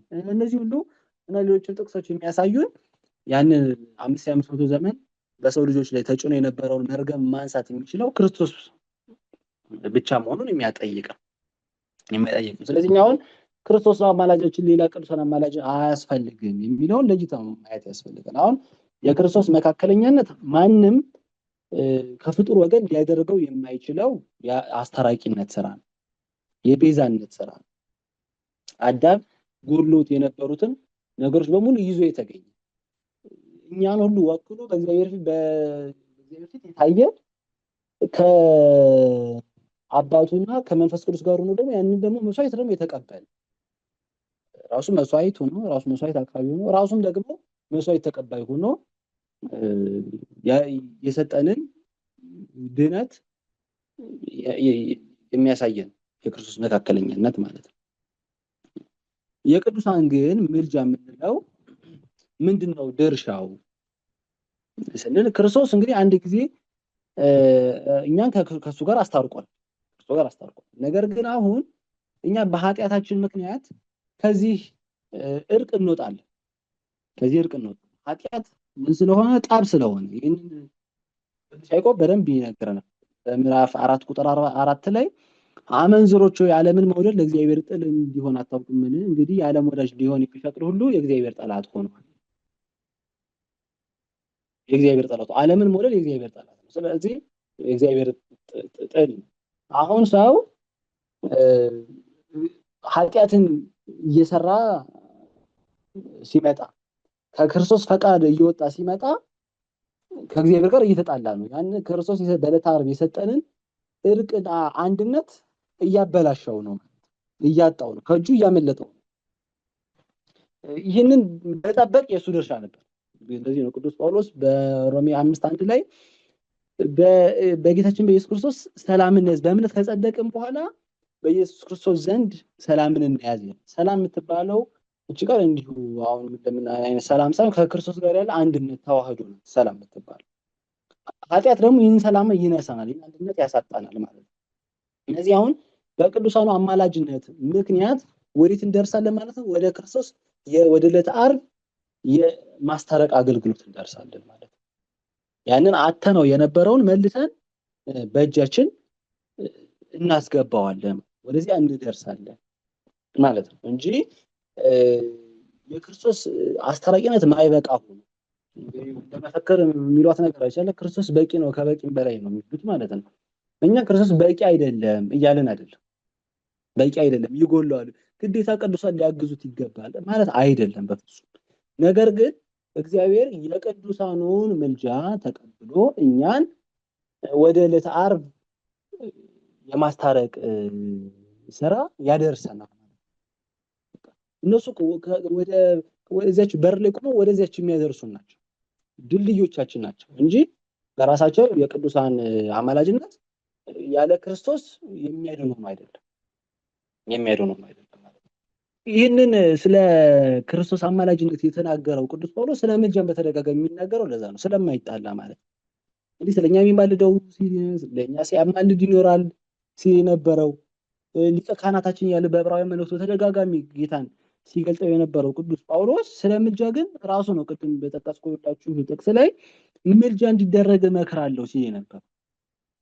ለእኔም ጸልዩልኝ በሮሜ 15:31 ላይ በኢየሩሳሌም ያለኝ አገልግሎቴ ቅዱሳንን ደስ የሚያሰኝ ይሆን ዘንድ ስለኔ ጸልዩ ይላል። ቆላሲስ 4:3 ላይም እንደዚሁ ስለኛ ደግሞ ጸልዩ የቃሉን ደጅ እንዲከፍትልን ጸልዩልን ይላል። እሱ ራሱ ደግሞ ሲያማልድ ነው ያለ። ጌታ ለሄሚሲፎር ቤተሰቦች ምሕረትን ይስጥ እሱ ብዙ ጊዜ አሳርፎኛል ይላል። እንደዚሁ ደግሞ ቅድም የጠቀስኩላችሁ ጥቅስ ላይ ሁለተኛ ቆሮንቶስ 5:18 ላይ እግዚአብሔር በልጁ በኩል ዓለምን ከራሱ ጋር ሲያስታርቅ ነበር ካለ በኋላ በእኛም ደግሞ የማስታረቅን ቃል አኖረ። እንግዲህ እግዚአብሔር በእኛ እንደሚማልድ ስለ ክርስቶስ መልእክተኞች ነን። ከእግዚአብሔር ጋር ታረቁ ብለን ስለ ክርስቶስ እንለምናለን። አሁን እግዚአብሔር በእኛ በኩል ይማልዳችኋል። እንግዲህ በፊት በዕለተ ዓርብ ላይ ያኔ ክርስቶስ እኛን ወክሎ የሰው ልጆችን ሁሉ ወክሎ መስዋዕት ንጹህ የሆነ በአባቱ ፊት የተወደደ መስዋዕትን አቅርቧል አይደል? ራሱን የተወደደ መስዋዕት አድርጎ ያሳረገ እንደምንለው ማለት ነው። ያሳረገ እንደምንለው እንዲያደርገው እግዚአብሔር ካስታረቀው በዕለተ ዓርብም ከዚያ በፊት በመዋዕለ ሥጋዌ እኛን ሲማልድ ነው የኖረው ታረቁ እያለ ማለት ነው። አሁን እሱ ደግሞ ካረገ በኋላ እንግዲህ ወይ ሊበቃቸው እንግዲህ በፊት ፈጥሬያቸው በደሉ፣ አሁን ደግሞ ልጄን ልኬ ካስታረቅኳቸው በኋላ መልሰው ደግሞ እነሱ ኃጢአት እየሰሩ ከኔ እቅፍ የሚወጡ ከሆነ እንግዲህ የራሳቸው ምርጫ ነው እንዲወደዱ ይሁኑ ብሎ አልተወንም። ነገር ግን ምን አደረገ? በእኛ በኩል ደግሞ በሐዋርያት በኩል በካህናት በኩል ደግሞ በቅዱሳን በኩል ደግሞ ሆነ አሁንም እባካችሁ ታረቁ እባካችሁ ወደ እኔ ኑ እያለ ይጣራል እያለ ነው ቅዱስ ጳውሎስ። ግልጽ ነው አይደል ሐሳቡ? በፊት ክርስቶስ ልጁን ላከ ቀድሞ ነቢያትን ላከ አልሰሙትም። በኋላ ደግሞ አንድና ብቸኛ የሆነው ተቀዳሚ ተከታይ የሌለው ልጁን ላከ። እሱንም ደግሞ ወግረው ሰቅለው ገደሉት። እንግዲህ ከዚህ በኋላ ምን አደርጋችኋለሁ ሳይል ነገር ግን አሁን ደግሞ በሐዋርያቱ አማካኝነት ደግሞ ወደዚያች ወደ ዕለተ ዓርቡ የማስታረቅ ስራ ሊያደርሰን ይማልዱልናል። እነሱ በቅዱሳኑ በኩል ማድሮ የሚለምነን ራሱ እግዚአብሔር ነው። ዛሬ እባካችሁ ታረቁ ይላል። ይህ የፍቅሩን ጽናት የሚያሳይ ነው የእግዚአብሔር ሰዎች በእውነቱ ማለት ነውና ይሄ ነው ዛሬም ቢሆን የሚቀርበው ማንኛውም አይነት ምልጃ ጸሎት ያለ ክርስቶስ አስታራቂነት አይቀርም። በእነዚያ ሁሉ የቅዱሳን ምልጃዎች ልመናዎች ውስጥ ስራ የሚሰራው ያ የክርስቶስ የዕለተ ዓርቡ የማስታረቅ ስራ እንጂ ከነዚያ ውጭ የሆነ የቅዱሳን ምልጃ ሲደመር የክርስቶስ አስታራቂነት እኩል ነው የኛ ድነት ማለት አይደለም። ስለዚህ ይሄንን በደንብ ልንረዳው ያስፈልጋል። ሰዓታችን በጣም ሄዷል እንደሚታየኝ ከሆነ ነገር ግን የመጨረሻይቱን ሐሳብ እንደው በ5 ደቂቃ እንዳጠቃልል ከታላቅ ይቅርታ ጋር ይሄም ምንድነው የቅዱሳን ክብር ነው። ክብረ ቅዱሳን ነው። ቤተክርስቲያን ቅዱሳን ታከብራቸዋለች ሲባል የመጀመሪያው በስግደት ታከብራቸዋለች። ስግደት እንግዲህ የቀደም እንዳልነው የባህሪ ስግደት የአምልኮት ስግደት የምንሰግድለት አለ። ይሄም እግዚአብሔር ብቻ ነው። በማቴዎስ 4:10 ላይ ለጌታ ለአምላክ ስገድ እርሱን ብቻ አምልክ ተብሎ ተጽፏል። ለጌታ ለአምላክ ስገድ እርሱን ብቻ አምልክ። ይሄ የአምልኮት ስግደት ለእርሱ ብቻ የሚገባ ነው እንጂ ለማንም የማንሰጠው ነው። ክብር ለማንም አንሰጠው ያለ እርሱ ራሱ ለማንም አንሰጠው። ነገር ግን ለቅዱሳኑ የምንሰግደው ስግደት የአክብሮት የጸጋ ስግደት ነው። ይሄ ደግሞ መጽሐፍ ቅዱሳዊ የሆነ መሰረት ያለው ነው። ጥቅሶቹን ልንገራችሁና እናንተ ተመልከቷችሁ። ለምሳሌ በመጽሐፈ ኢያሱ ምዕራፍ 5 ቁጥር 14፣ በራዕየ ዮሐንስ ምዕራፍ 3 ቁጥር 9፣ በአንደኛ ሳሙኤል ምዕራፍ 20 ቁጥር 41፣ በሁለተኛ ሳሙኤል ምዕራፍ 1 ቁጥር 2 ላይ በሌሎችም ጥቅሶች ሰዎች ለሰዎች ሲሰግዱ ለቅዱሳን ሲሰግዱ እንመለከታለን። ይሄ የአክብሮት ስግደት ነው። እኛ ለሰዎችም እንኳን አይደለም ለቅዱሳን ለምናከብራቸውም ሰዎች በባህላችንም ከወገብ ጎንበስ ከአንገት ቀለስ ብሎ ሰላምታ ማቅረብ የተለመደ ነው። ስለዚህ ስግደት ይሰገድላቸዋል፣ ምስጋና ይቀርብላቸዋል፣ ስዕላቸውን እንስላለን። በነገረ ስዕል የራሱን የቻለ ኦርቶዶክስ ትምህርት ስላለው እሱን ስለማንነካው ነው እንጂ የቅዱሳን ስዕልም መሳል የቅዱሳን ክብር መግለጥ ነው። ሌላኛው ቀናት እንሰይምላቸዋለን። ለጽንሰታቸው፣ ለልደታቸው፣ ለቃል ኪዳን ለተቀበሉበት፣ ለዕረፍታቸው፣ ለፍልሰታቸው፣ በቅዳሴ ቤታቸው ታምራት ስላደረጉበት ለመሳሰሉት መታሰቢያ ቀን እንሰጣለን። ይህም መጽሐፍ ቅዱሳዊ መሰረት ያለው ነው። ለዚህ ማስረጃ መዝሙር 97:12 ላይ ጻድቃን በእግዚአብሔር ደስ ይበላችሁ ለቅድስናው መታሰቢያ አመስግኑ ተብሏል። መታሰቢያ ለዘላለም ይኖራል ይላል። ምሳሌ 10:6 ላይ የጻድቅ መታሰቢያ ለበረከት ነው፣ የኃጥአን ስም ግን ይጠፋል ተብሎ በስማቸው መዘከር የቅዱሳን አንዱ ክብር በስማቸው መዘከር ነው። ይሄም ማቴዎስ 9:41 ላይ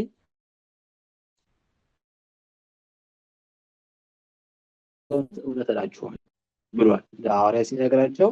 ማቴዎስ 10:40 ላይም እናንተ የሚቀበል ይቀበላል፣ እኔን የሚቀበል የላከኝ ይቀበላል። በነቢዩ ስም ነቢዩን የተቀበለ የነቢዩን ዋጋ ይወስዳል፣ በጻድቁ ስም ጻድቅን የተቀበለ የጻድቁን ዋጋ ይወስዳል። ማንም ከታናናሾቹ አንዱ ቀዝቃዛ ውሃ በደቀ መዝሙር ቢያጠጣ በእውነት እላችኋለሁ ዋጋው አይጠፋበትም ብሎ ተናግሯል። ሌላኛው ቅዱሳን ማክበር ይገባል። ይሄም ቅዱስ ጳውሎስ ዕብራውያን 13:17 ለዋኖቻችሁ ታገዙ እያለ ይናገራል። ሌላኛው ቅዱሳን መምሰል ራሱ የቅዱሳን ክብር መገለጫ ነው። ይህም ቅዱስ ጳውሎስ አንደኛ ቆሮንቶስ ምዕራፍ 11:1 ላይ እኔ ክርስቶስ እንደሚመስል እናንተም እኔን ምሰሉ ብሎ ተናግሯል ማለት ነው። ሌላኛው ቤተክርስቲያን እናንጽላቸዋለን፣ ታቦት እንቀርጽላቸዋለን። ይሄም ትንቢተ ኢሳይያስ ምዕራፍ 56:5 ላይ በቤቴና በቅጥሬ ውስጥ ከወንዶችና ከሴቶች ይልቅ የሚበልጥ መታሰቢያና ስም እሰጣቸዋለሁ፣ የማይጠፋም የዘላለም ስም እሰጣቸዋለሁ። በቤቴ በቅጥሬ ውስጥ የማይጠፋ ስም እሰጣቸዋለሁ።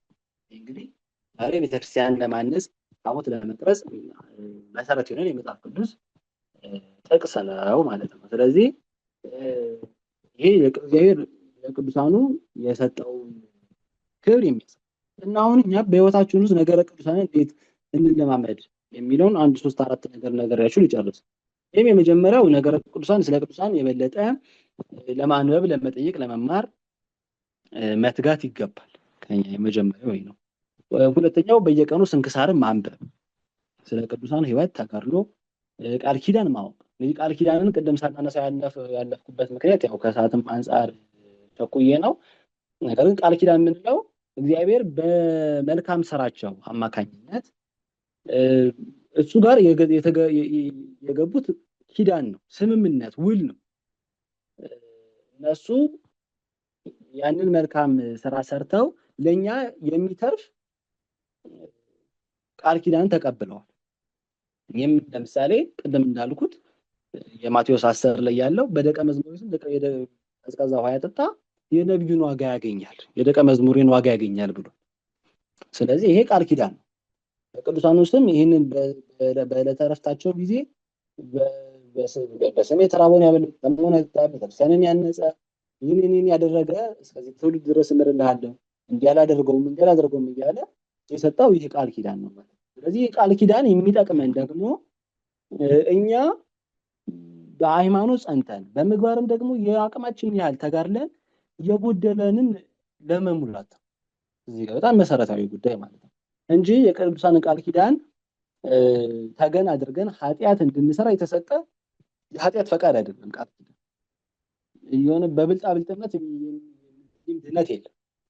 ንስሐ ሳንገባ ስጋው ደግሞ ሳንቀበል ምስጢራትን ሳንፈጽም የአቅማችንን ያህል ደግሞ ሳንጋደል እንዲሁ አንድ ገዳም ሂጄ የ40 ቀን የ80 ቀን ሕፃን ሆኛለሁ እያሉ መምጣት ይሄ ኦርቶዶክሳዊ የሆነ የነገረ ቅዱሳን ትምህርት አይደለም። ስለዚህ እኛ የአቅማችንን ያህል እንታገላለን። ነገር ግን ደካሞች ነንና በመዛል መውደቅ ይኖርብናል።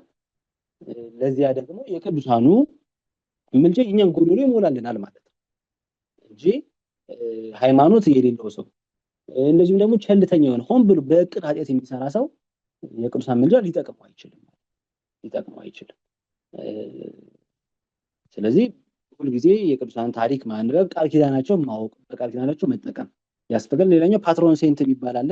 አንድ ጠባቂ ቅዱስን መምረጥ በጣም የምንወደው በተለየ ስሙን የምንጠራው የምንዘክረው ስዕሉን በቤታችን ሰቅለን የምንማጸነው ቅዱስ ቢኖር ያ ከብዙ ነገር አንጻር ይጠቅመናል።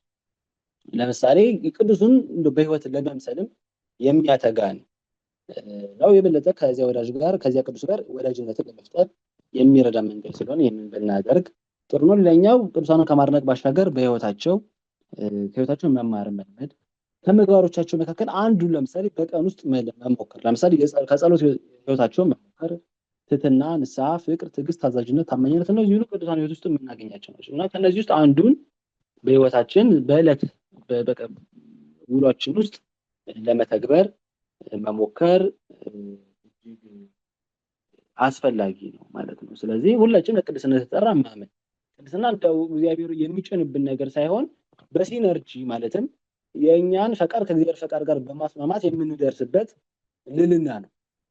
ስለዚህ እግዚአብሔር ጸጋውን ይሰጠናል። እኛ ደግሞ በቻልነው አቅም የምንተጋ የምንጥር የምንግር ከሆነ እግዚአብሔር ለእነ አቡነ ተክለ ሃይማኖት ለእነ አቡነ ገብረ መንፈስ ቅዱስ ለእነ ቅዱስ ዮሐንስ መጥምቅ ሌሎችም ቅዱሳን የሰጠውን ጸጋና ክብር ቃል ኪዳን ለእኛም አይነሳ ነው። ምክንያቱም ኢየሱስ ክርስቶስ ትናንትም ዛሬም ያው ነገም ያው ስለሆነ ቅዱስ ጳውሎስ እንደነገረን፣ ስለዚህ እኛም የቅዱሳኑን ህይወት አብነት አድርገን በቅዱሳኑ መንገድ ተጉዘን ቅዱሳኑ ከደረሱበት ክብር እንድንደርስ የቅዱሳን አባቶቻችን አምላክ ልዑለ ባሕርይ እግዚአብሔር ይፍቀድልን።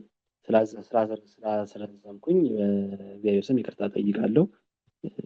ስለነበረ በአምላካችን ስም በድጋሚ የተመሰገነ ይሁን። ይቆየን።